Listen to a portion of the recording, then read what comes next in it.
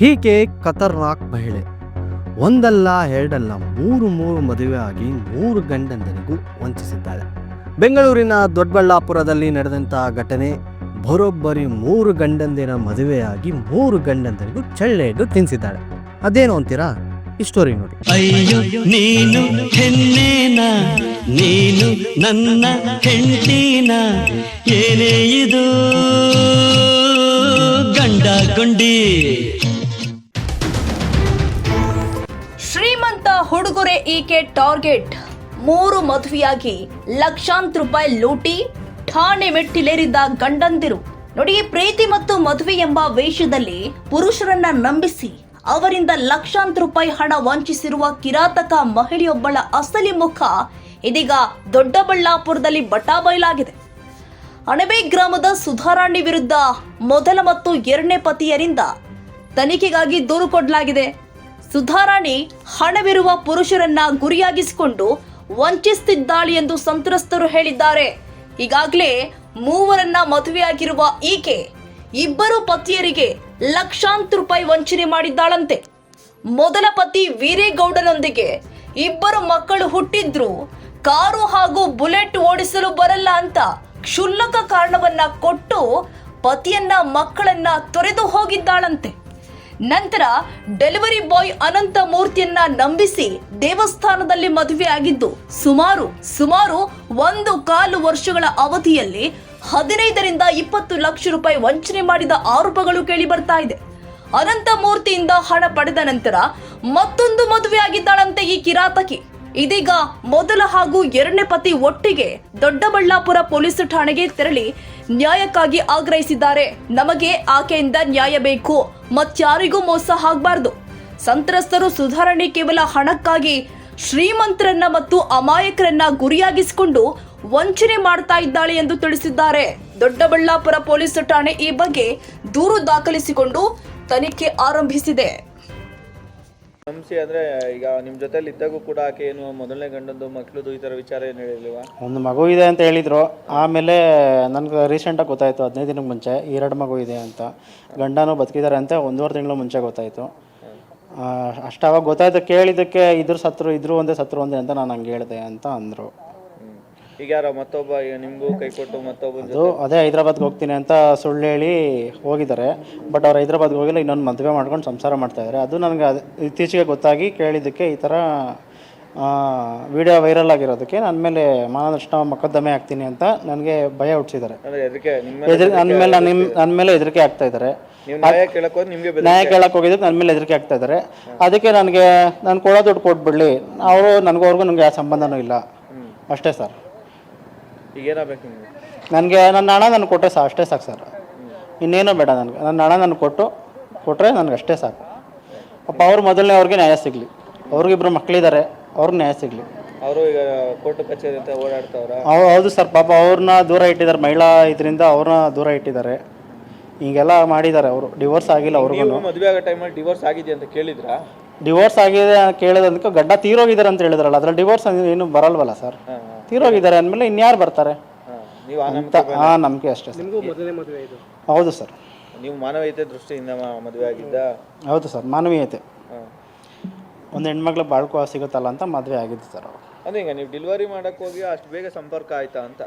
ಹೌದು ಸರ್. ಅವರು ಅದೇ ಏನೇನೋ ಈ ಥರ ಆ ಥರ ಹಂಗಿದೆ ಹಿಂಗಿದೆ, ನನ್ನ ಜಮೀನು ದುಡ್ಡು ಬರುತ್ತೆ, ಅದರಲ್ಲಿ ನಾನು ಕೊಡ್ತೀನಿ ವಾಪಸ್ ನಿನಗೆ ಅಂತ ಈಗೆಲ್ಲ ಹೇಳಿದ್ದಾರೆ ಸರ್. ನೀನೇ ಹಳ್ಳಿನೋ ನೀನೇ ನನ್ನ ಮಗನ ಅಂತ ಹೇಳ್ಬಿಟ್ಟು ಕರ್ಕೊಂಬಂದು ಮೋಸ ಮಾಡಿಬಿಟ್ರು. ಆಮೇಲೆ ಆಯಿತು ಅಂತ ಹೇಳ್ಬಿಟ್ಟು ನನ್ನ ಪಾಡಿಗೆ ನಮ್ಮ ಮನೆ ಕಟ್ಟಿದೆ, ಎಲ್ಲ ಕಟ್ಟಿದೆ, ಏನು ಬೇಕೋ ಮಾಡ್ಕೊಂಬಂದೆ. ತಿರ್ಗಿ ಆಯಿತು ಅಂತ ಹೇಳ್ಬಿಟ್ಟು 7-8 ವರ್ಷದಿಂದ ಸೋಲೂರು ಚೇತನ್ ಅಂತೇಳಿ ಮಲೆಯಾಳಕ್ಕೆ ಹೋದ್ಮೇಲೆ ನ್ಯಾಯ ಸಿಗಲಿಲ್ಲ ನನಗೆ. ನ್ಯಾಯ ಸಿಗಲಿಲ್ಲ ಅಲ್ಲಿ ಹೋದ್ಮೇಲೆ 3 ವರ್ಷ ನಾನು ಸಮಾಧಾನದಾಗ ಬರ್ತೀನಿ ಅಂತ ಹೇಳಿದ್ಲು ಇವಳು. ಸಮಾಧಾನಕ್ಕೆ ಬರಲಿಲ್ಲ, ಇದುವರೆಗೆ ಫೋನೇ ಮಾಡಿಲ್ಲ. ಸರಿ ಗೊತ್ತಾದ್ಮೇಲೆ ಅನಂತ ಹೋದ್ಮೇಲೆ ಗಂಡ ಅವನೇ ಅಂತ ಹೇಳ್ಬಿಟ್ಟು ಅನಂತಕ್ಕೆ ಸುಳ್ಳು ಹೇಳಿದ್ದಾಳೆ. ಏನಂತ? ಗಂಡ ಸತ್ತೋಗ್ಬಿಟ್ಟವನೇ, ಹಿಂಗೆ ಆಗೋಗ್ಬಿಟ್ಟಿದೆ. ಇಷ್ಟು ಮಾಹಿತಿ ಗೊತ್ತು ನನಗೆ. ಮಕ್ಕಳಿರೋದು ಮಕ್ಕಳಿಲ್ಲ ಅಂತ ಹೇಳ್ಕೊಂಡವಳು, ಅವಳು ದತ್ತಕ್ಕೆ ತಗೊಂಡವಳು ಅಂತ ಹೇಳ್ತಾವಳೆ ಅವಳು. ಮಕ್ಕಳು? 2 ಮಕ್ಕಳು ಸರ್, 1 ಹೆಣ್ಣು ಮಗು 1 ಗಂಡು ಮಗು. ನೀವು ಮದುವೆ ಆಗಿ ಎಷ್ಟು ವರ್ಷ ಆಯಿತು ಸರ್? 12 ವರ್ಷ ಆಯ್ತು ಈಗ. ಈಗ ಜಸ್ಟ್ 27ಕ್ಕೆ 12 ವರ್ಷ ಆಯಿತು. Love marriage arrange marriage? Love marriage sir. ಅದು ಲವ್ ಮ್ಯಾರೇಜ್. ಸರ್ ಒಂದು ಹುಡುಗನಿಂದ ಕಾಂಟ್ಯಾಕ್ಟ್ ಆಯಿತು ದೊಡ್ಡಬಳ್ಳಾ ದೇವನಹಳ್ಳಿಯಲ್ಲಿ. ಅವನು ನಾವು ಬಿಟ್ಬಿಟ್ಟಿದ್ದೆ. ತಿರ್ಗಿ ಕಾಂಟ್ಯಾಕ್ಟ್ ಮಾಡ್ಕೊಂಡು ಆಯಿತು. ನಮ್ಮ ಅಕ್ಕ ಒಳ್ಳೆ ಯಾಕೆ ಸತ್ತೋದ್ಲು ಪಾಪ, ಒಂದು ತಿಂಗಳಾಯ್ತು ಸತ್ತೋಗಿ. ನಾನು ಬಂದುಬಿಟ್ಟಿದ್ದೆ. ಆಯ್ತು ಅಂತ ತಪ್ಪಾಯ್ತು ಬಂದುಬಿಟ್ಟಿದ್ದೆ ನಾನು. ನಮ್ಮ ಅಕ್ಕ ಇದ್ಕೊಂಡು ಇವಳು ಓಡಿ ಬಂದುಬಿಟ್ಲು ಚಿಕ್ಕಬಳ್ಳಾಪುರಕ್ಕೆ. ನಾನು ಹೋಟೆಲ್ ಆರ್ಡ್ರ್ ಮಾಡ್ತಾಯಿದ್ದೆ. ಆರ್ಡ್ರ್ ಮಾಡ್ತಾಯಿದ್ದಕ್ಕೆ ಇವರು ಹುಡ್ಕೊಂಡು ನಮ್ಮನೆಗೆ ನಮ್ಮಪ್ಪ ಎಲ್ಲ ಕರ್ಕೊಂಡು ಮದುವೆ ಮಾಡಿಸಿದ್ರು. ಎಲ್ಲಿ ಈಶ್ವರನ ದೇವಸ್ಥಾನ ಮದುವೆ ಮಾಡಿಸಿದ್ರು. ಆದಮೇಲೆ ಇವರು ಹುಡ್ಕೊಂಡು ಅದೇ ಮೊನ್ನೆ ಟ್ರ್ಯಾಕ್ ಮಾಡ್ಕೊಂಡು ಬಂದರು ನನ್ನ ಹತ್ರ. ಆಮೇಲೆ ನನ್ನ ಹತ್ರ ಅಲ್ಲಿ ಬರ್ಸ್ಕೊಂಬಿಟ್ಟಿದ್ದು, ನೀವು ನಮ್ಗೆ ಸಂಬಂಧ ಇಲ್ಲ, ನೀನು ನಮ್ಮ ಮಗನೇ ಸತ್ತೋಗ್ಬಿಟ್ಟವ್ರು ಅಂತ ಅಲ್ಲಿ ಬರ್ಸ್ಕೊಂಬಿಟ್ಟವ್ರು. ಈಗ ಅರ್ಥ ಆಯ್ತಾ? ಇವಾಗ ನನಗೆ ಅನ್ಯಾಯ ಆಗೈತೆ, ನಾನಂತೂ ಬಿಡಲ್ಲ ಸರ್.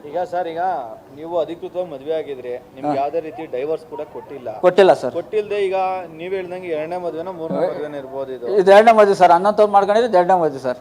ಎರಡನೇ ಮದುವೆ. ನಿಮ್ಗೆ ಡೈವರ್ಸ್ ಕೂಡ ಕೊಟ್ಟಿಲ್ಲ ಸರ್. ನೀವೇನೋ ಡೈವರ್ಸ್ ಕೇಳಿದ್ರ ಅಥವಾ ಡೈವರ್ಸ್? ನಾವು ಕೊಟ್ಟಿಲ್ಲ. ಸಮಾಧಾನದಾಗ ಬರ್ತೀನಿ ಅಂತ ಹೇಳಿದ್ವಿ ಸರ್ ಮಹಿಳಾ ಎಲೆಕ್ಷನ್ದಲ್ಲಿ.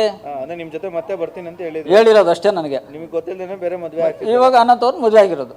ಏನ್ ಸರ್ ಉದ್ದೇಶ? ಈಗ ಅವಳು ದುಡ್ಡು ನೀನು ಒಬ್ಬನ ಹತ್ರ ಅಗ್ರಿಮೆಂಟ್ ಹಾಕ್ಸ್ಕೊಂತೀನಿ, ಇನ್ನೊಂದು ಕಾರ್ ಓಡ್ಸಕ್ ಬರ್ತದ, ಬುಲೆಟ್ ಓಡ್ಸಕ್ ಬರ್ತದ ಅಂದ್ಬಿಟ್ಟು ಅವಳು ಅಲ್ಲಿ ಬುಲೆಟ್ ಓಡ್ಸನ್ನೇ ಕಟ್ಕೊಬೇಕಾಯ್ತು ಅವಳು. ಅವತ್ತು ನಿಮ್ಮನ್ನ ಕಾರ್ ಓಡ್ಸಕ್ ಬರಲ್ಲ, ಬುಲೆಟ್ ಓಡ್ಸಕ್ ಬರಲ್ಲಂತೆ, ಅದಕ್ಕೆ ಬಿಟ್ಟಿರೋದು.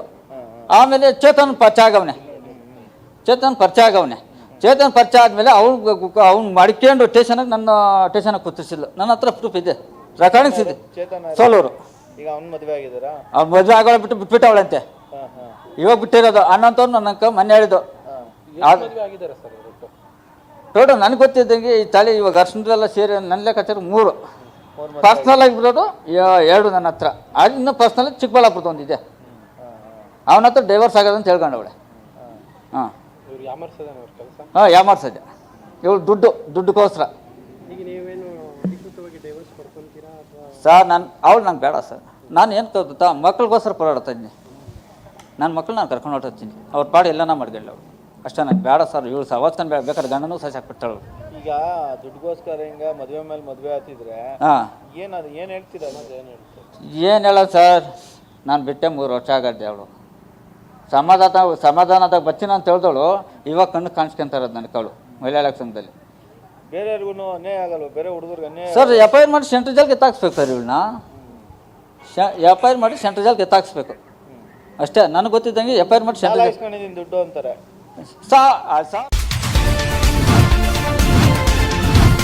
Audio